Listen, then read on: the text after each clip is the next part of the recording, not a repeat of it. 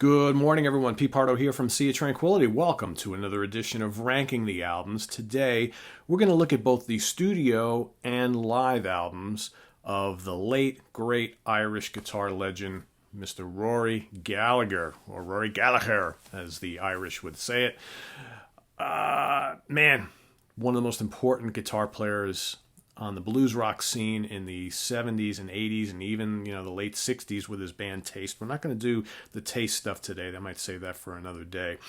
But, not a ton of studio albums, but some really, really good ones. I'm also going to include here today, because we're kind of doing like an all Rory thing. And I might be missing a, latter released live album or two. But I'm going to add in a couple of...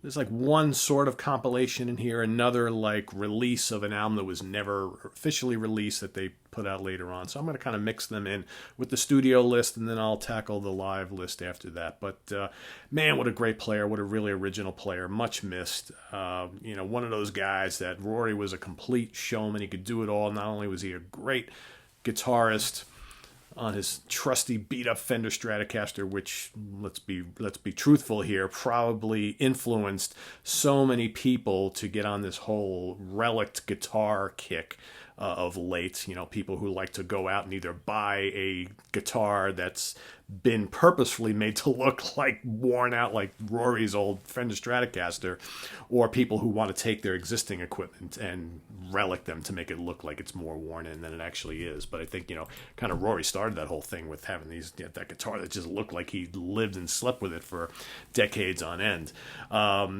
But, more importantly, he was a total package. Not only was he an amazing guitar player, a very original guitar player, who did, straight blues, could do some jazz, did some rock and roll, was a master slide guitar player, also a damn good singer. So, a lot of great lineups he's had in his bands throughout the years, and whether you like the more electric stuff or the more like acoustic blues, guy was a tasty player who had plenty of technique, plenty of emotion. Much missed. All right, so we're going to start off at the bottom of my list. This is something that was released in 2003, and this kind of, of course, after his death, and this combines like a bunch of like acoustic unreleased recordings that he had done throughout the 70s and the early 80s. I'm talking about Wheels Within Wheels. Personally, my own personal preference, I don't mind when Rory would throw an acoustic tune or two or three onto most of his albums, which he generally did that. For me, though, hearing a whole album of just that with really no like kind of screaming electric stuff, not really something that I like to listen to. So while this is a nice little curiosity to have in the collection, not something I reach for too often. All right, next up, we're going to go with, I think prior to his death, in the early 90s, his last couple of releases before he passed, to me, are not quite up to the spirit of a lot of his earlier stuff. So I'm going to go next up with Fresh Evidence from 1990. Just not as inspired. And again, I know it's the time, the early 90s, music is a change, and some of these old blues guys are kind of left, wondering, God, how do I fit in here? Robert Trower went through some of the similar things in the early 90s. But I just, while there's some good playing and singing on here, of course. Heaven's Gate is strong. Kid Gloves, The King of Zydeco. It's lacking a little fire for me. And again, I know this is later on in his life. He wasn't the healthiest guy at this time. So, perhaps that is, due to why, but not a Rory Gallagher album that I reach for too often. 1987's Defender, a little bit better. Okay. Kickback City. Good strong tune. Lone Shark Blues, Road to Hell, Fail Safe Day, I Ain't No Saint. Pretty solid latter period Rory Gallagher stuff here. Again, it's got kind of an 80s feel, but still very bluesy. I dig it. 1982's Jinx. Rory's still rip-roaring it up right around this time. So from here on in, most of these albums are pretty damn strong. You got the song Bourbon on here. You got Big Guns is a really cool track. Devil Made Me Do It. Title track is good. Nothing But the Devil. Got a little bonus track there. It's a cool one to look for. Good, solid album. Good, kind of up-tempo, bluesy rock, right? Okay, next up, we're going to go with 1975's Against the Grain. Some might rank this a little higher. Good album. I kind of like some of the other ones better, but this is good. Let Me In, Cross Me Off Your List is a strong track. Souped Up Ford, Bought and Sold, I Take What I Want. How about a little Lost at Sea? Nice emotional guitar playing on that one. Solid record. All right, so this one came in. When did this? This was released in the 2000s, 2011. But it actually contains an album that was never released, recorded in 1977. I'm talking about Notes from San Francisco. So this basically, an interesting time in the period of Rory's career in the 70s. So he actually had put together like a different band. Larger band, wanted to try and go for a new sound, got brought in a new outside producer, trying to kind of mix things up a little bit, so went to San Francisco, recorded this album, and in the end he really wasn't happy with it. So he basically scrapped the album, scrapped the band, went back to the power trio format, and then came back with another album, which we'll talk about in a few minutes. But I still think, and basically what he did was he reworked a lot of the songs, trashed some of the songs, so we got a different album, okay?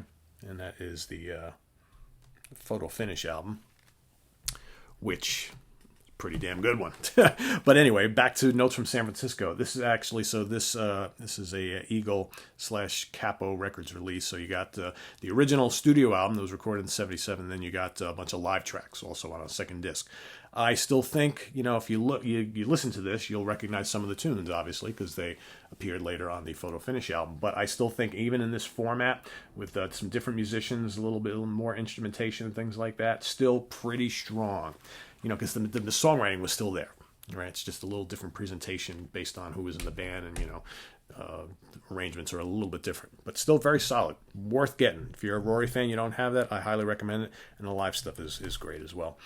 All right, next up, we're going to go all the way back to 1971 for his second album, Deuce. Very strong, not too long after leaving Taste. Taste kind of disintegrated, and Rory went solo. So here you got some trademark Rory Gallagher stuff. Crest of a Wave, I'm Not Awake Yet, Used to Be. Don't Know Where I'm Going, Maybe I Will.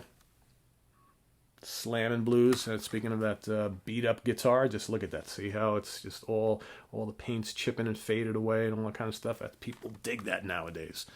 People love that kind of beat in, weathered, worn look, I'm telling you. All right, next up, we're going to go up 2 years to 1973. Again, Rory's releasing 2 albums a year right around this time. Blueprint, 1973.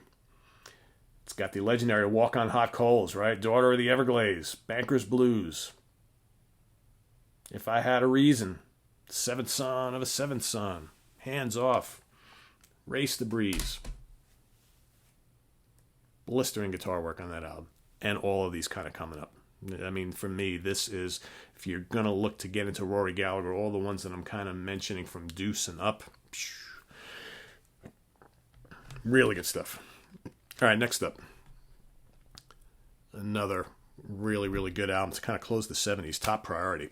Sometimes when you talk to Rory Gallagher fans, there's like two schools. You have some people who really like the early and mid 70s, more bluesier fare. But then as the decade wore on, he started to do a little more hard rock and roll stuff. I love the hard rock stuff because I'm a hard rock guy. And I think Rory was an excellent hard rock player. Johnny Winter went through the same kind of phase. As he started to get more popular, he started to leave some of the real straight bluesy stuff behind to do more straight up rock and roll and hard rock. And I thought he was excellent at it as well. Same thing with Rory. Okay, it's got the amazing Follow Me on here. It's got Wayward Child, which is a easy top 10 song for Rory Gallagher for me. At the Depot. Bad Penny, Just Hit Town, Philby, all sorts of great stuff on here. Good rockin' album. Of course, plenty of blues on it still, but it's more of a rock album. All right, got to go back to 1971 with the debut. Rory Gallagher. It's got Laundromat. Just a Smile, Wave Myself Goodbye, I Fall Apart, Sinner Boy, Can't Believe It's True, and of course Gypsy Woman, among others. Good, raw, bluesy Rory Gallagher. Fantastic debut. All right, the top 3. Number 3, that album we talked about before, from 1978, Photo Finish. Okay, This is the re-recorded album with the trio. Okay, you got Shin Kicker on here. You got the great Brute Force and Ignorance, which is a really good rockin' tune from him. Cruise on Out, Cloak and Dagger, Shadow Play. Shadow Play. Great, another great, probably top 10 song for me from Rory. Mississippi Sheiks. How about The Last of the Independents? Again, a lot of good rock and roll on this album. Fuel to the Fire. Good stuff. Good stuff. Photo finish.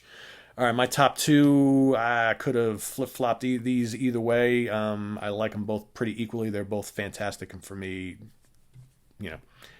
if not tied, one I inch over the other. For today, I'm going to go with one over the other. So I'm going to go with 1976's Calling Card as my number two. It's got the amazing Country Mile. It's got the incredible, addictive, haunting Moonchild. How about the kick-ass Calling Card title track? Great. Secret Agent. Love the vocals in that. Again, he's such a really, really strong singer. Jackknife Beat. Do You Read Me? Barley and the Grape Rag. Edged in Blue. Top to bottom. Good, bluesy, hard rock album from Rory. Love it, love it. But I think I like 1973's Tattoo just a little bit better. Because there's some staples on here that are just undeniable. Tattooed Lady. Easily a top 3 Rory Gallagher song for me. All right. 2020 Vision. The incomparable cradle rock. I mean, it's got some kick-ass, memorable guitar riffs going on in that song. They Don't Make Them Like You Anymore. Living Like a Trucker. Sleep on Clothesline. Who's That Coming? The unforgettable Million Miles Away. You're a million miles away. Great song. Great song. Great album. Again, ask me next week, I might go with Calling Card, but I love both of these almost equally. Tattoo, kick-ass album. So there's the studio albums. All right. So we got some live stuff here that's really memorable. And again, I'm not going to get into too much kind of ranking here because there's not a ton of them. I mean, like I said, I there's probably more than I've got, but I will kind of tell you which one of my personal favorites. I know a lot of people would go with Irish Tour. That fantastic 1974 document here, and I wouldn't argue that much at all.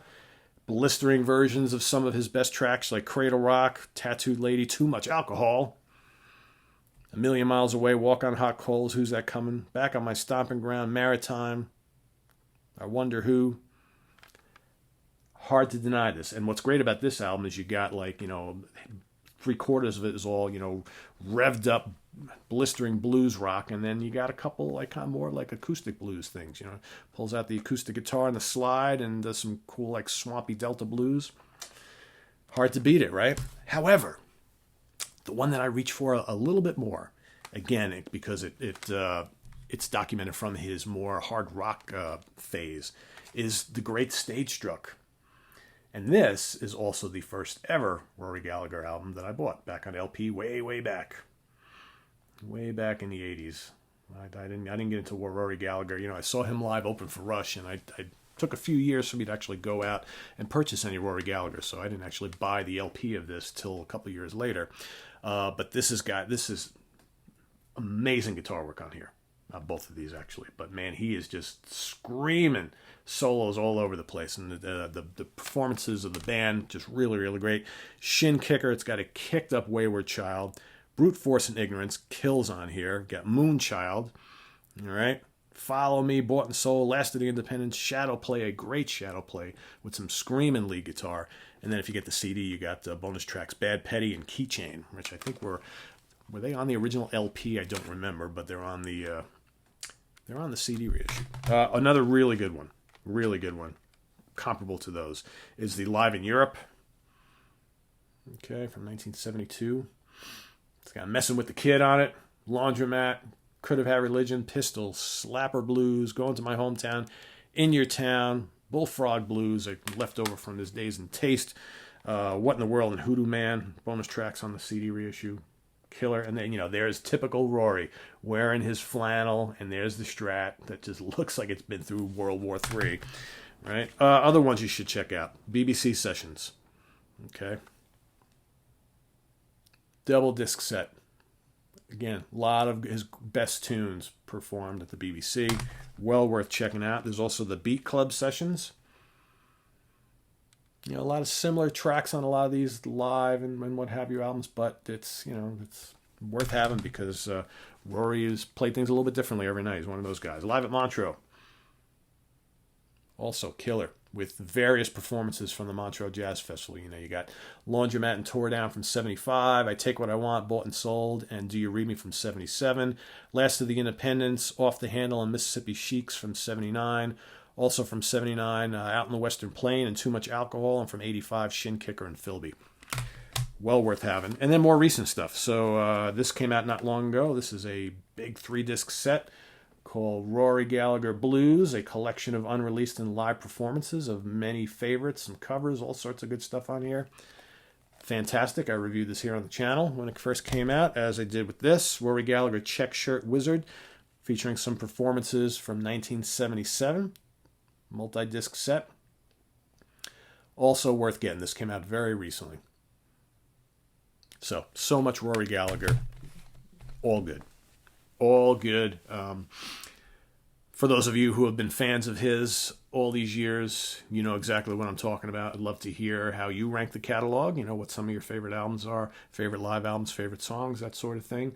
There's no wrong answer here because, man, the guy, again, you know, he had some albums that were head and shoulders better than others, but even the ones that are a little on the more weaker side still are, there's plenty to talk about on those. So chime in the comments below. And also visit us on the web at www.seatranquility.org. We're on Facebook, we're on Twitter, of course, we're on YouTube. All the damn time. So coming up tomorrow morning, we've got another favorite album of the year. We're going to move on to 1973. It'll be interesting to see what transpires on that one. More ranking the albums and top 10 songs and all sorts of fun stuff coming up this week. Also going to be doing over the next, hopefully, couple of days, sometime this week, going to be listing my favorite keyboard players of all time. I know a lot of you have been waiting for that. So masters of the Hammond and the Moogs and the Mellotrons and the piano and all that kind of stuff. So that's coming up. Also going to do the same. My favorite vocalist of all time. That might be next week or the week after. That's coming up too. And all sorts of other things. Trying to get some different stuff out there. I know I got to get back to some of the history of shows. I know many of you love those. So we will be working on those as well too. So don't want to miss any of it. So if you haven't subscribed, make sure you do so. Tell your friends, and we'll see you tomorrow. Have a good one, everybody. Take care. Bye-bye.